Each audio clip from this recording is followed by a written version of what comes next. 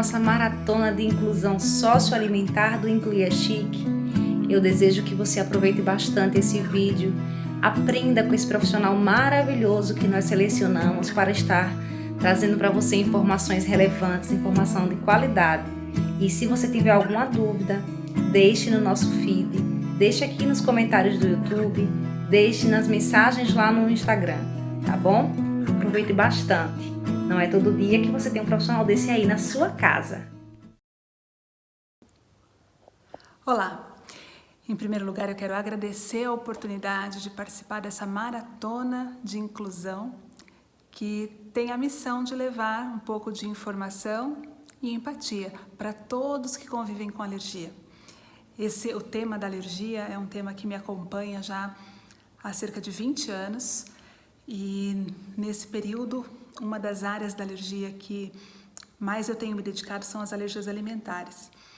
E convivendo com os desafios da alergia alimentar, eu percebo quanto é importante o conhecimento de quem convive e de quem convive diretamente e indiretamente com conceitos que envolvem alergia.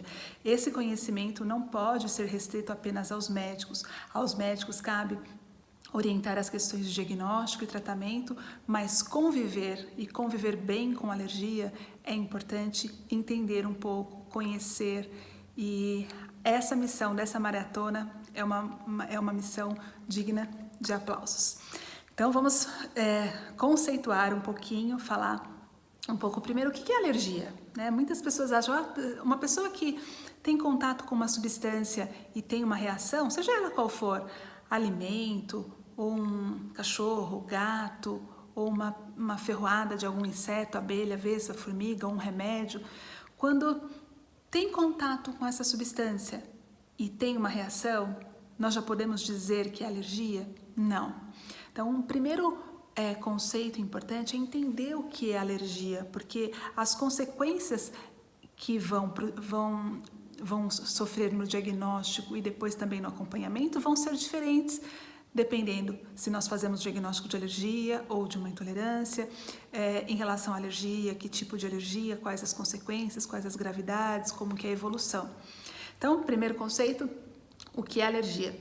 A alergia é uma reação do sistema imune. Nosso corpo foi feito para nos defender, né? O nosso sistema imune foi feito para defender o nosso corpo de inúmeras coisas.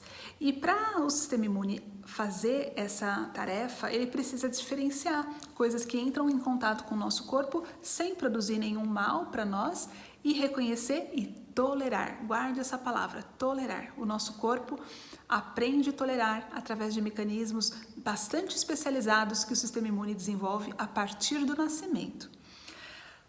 Quando o sistema imune erra nesse reconhecimento e não aprende a tolerar, surgem as alergias.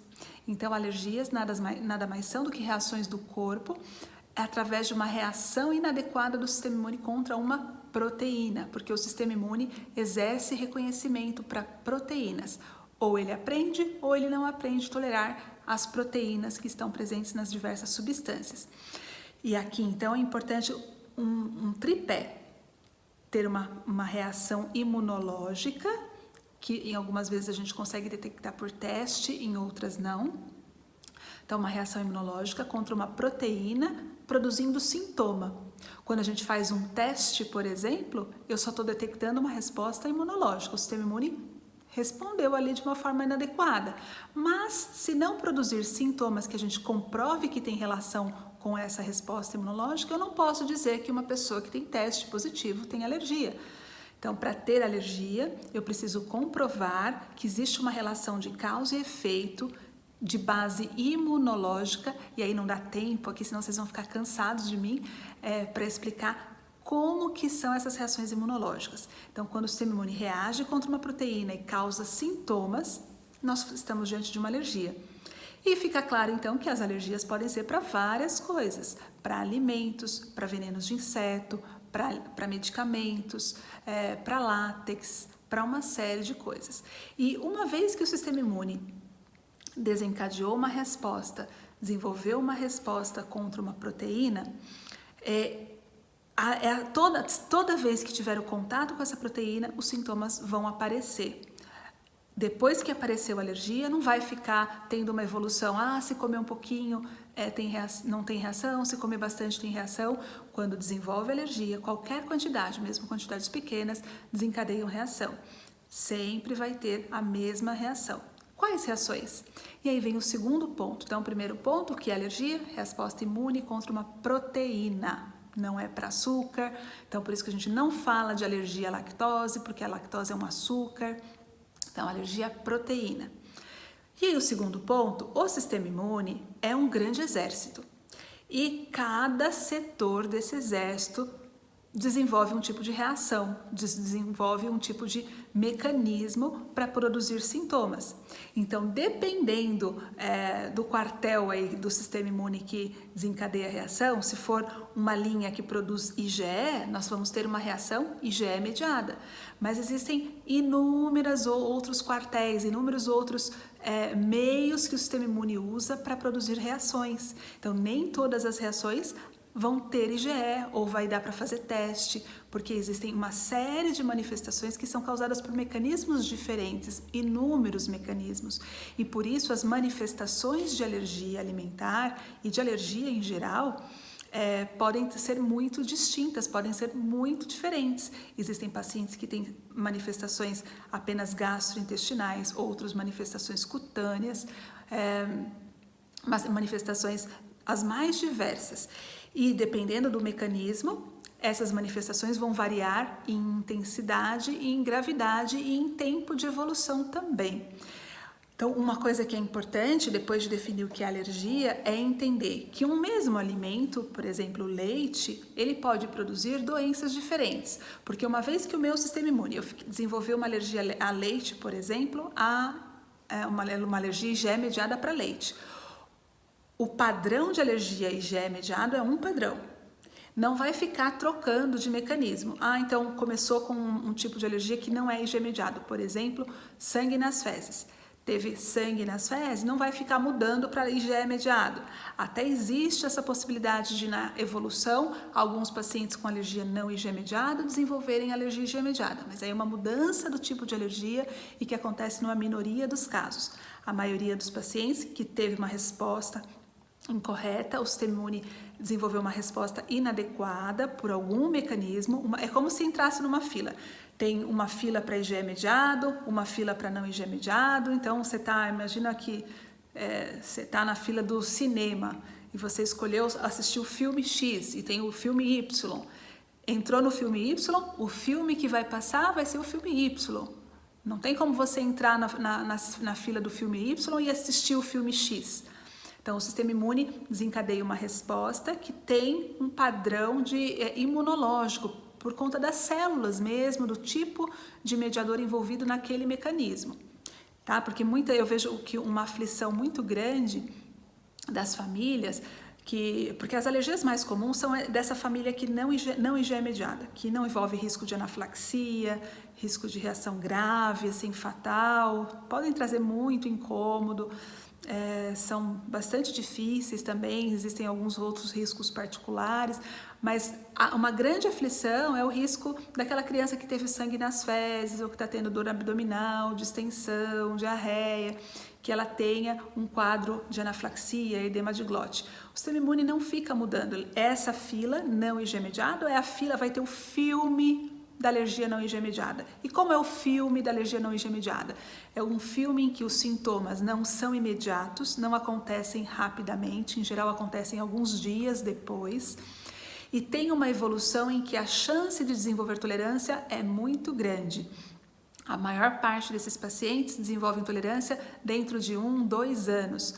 Alguns casos podem persistir até 2, 3, 4 anos de idade.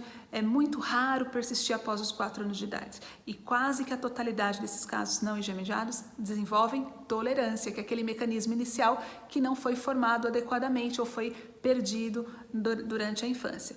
Já as alergias IgE mediadas é um outro filme. É um filme em que o sistema imune tem um padrão de resposta, usa mecanismos, usa células e usa mecanismos que desencadeiam sintomas imediatos, que podem acometer todos os órgãos, mas que em cada reação essa gravidade pode ser diferente.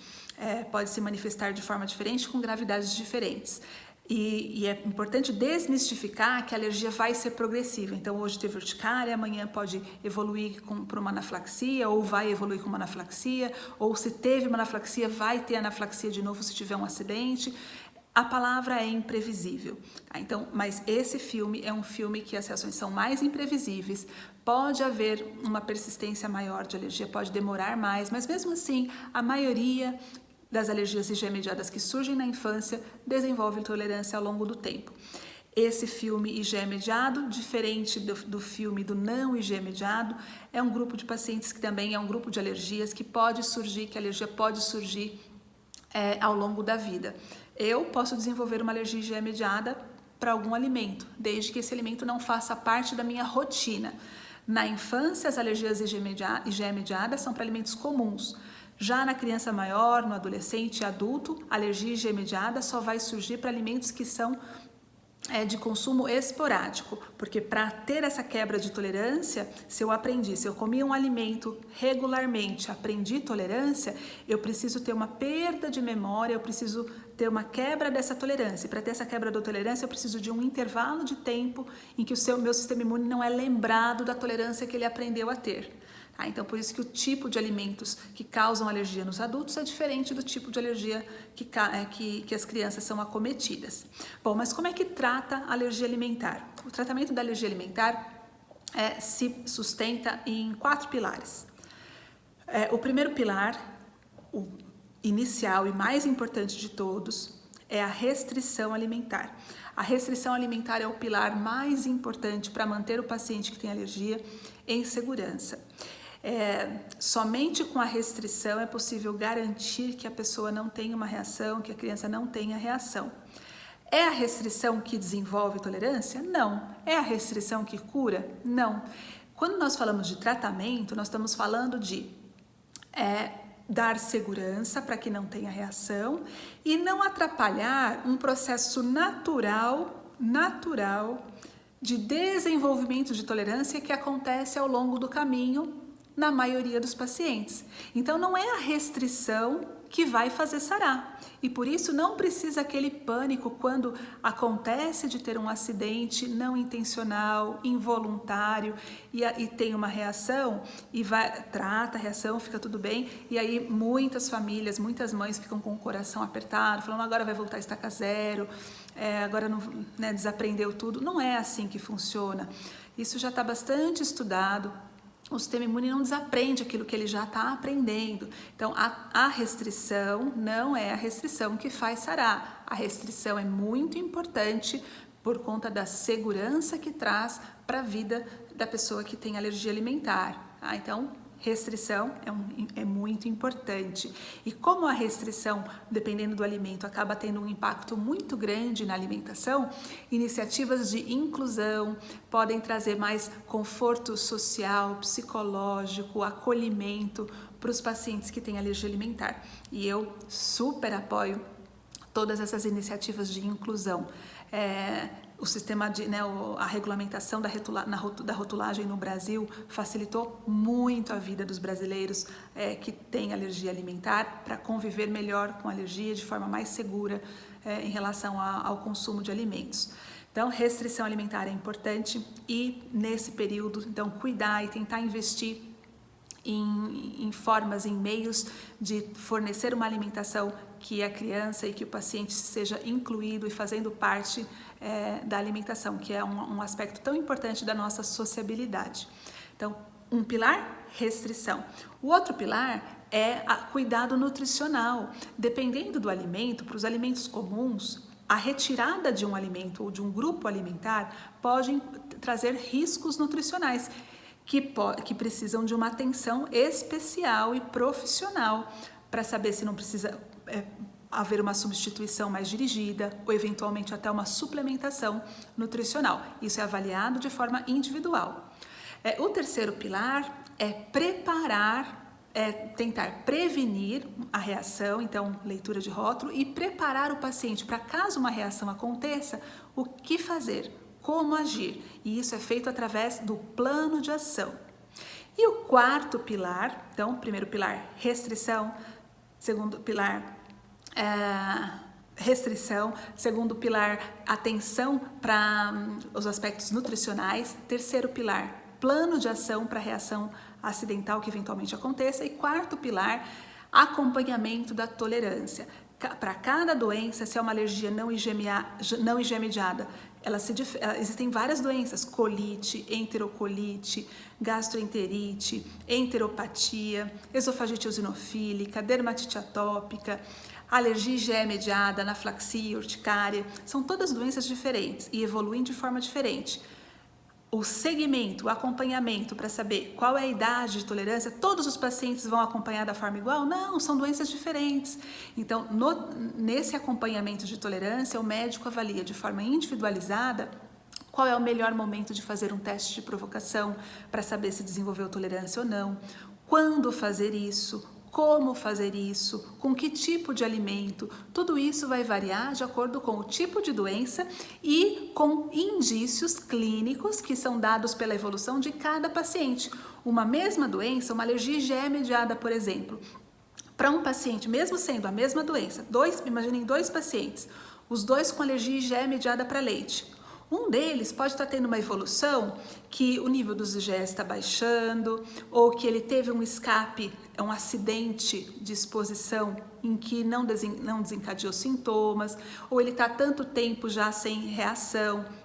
E eu posso optar de forma individualizada que o paciente 1 pode conseguir fazer um teste de provocação com 3 anos de idade e passar nesse teste de provocação, enquanto o outro chega aos 3 anos de idade e por vários indícios clínicos, o médico chega à conclusão que não, vai ser arriscado fazer esse teste de provocação agora com 3 anos por várias razões que não dá para a gente discutir tudo aqui.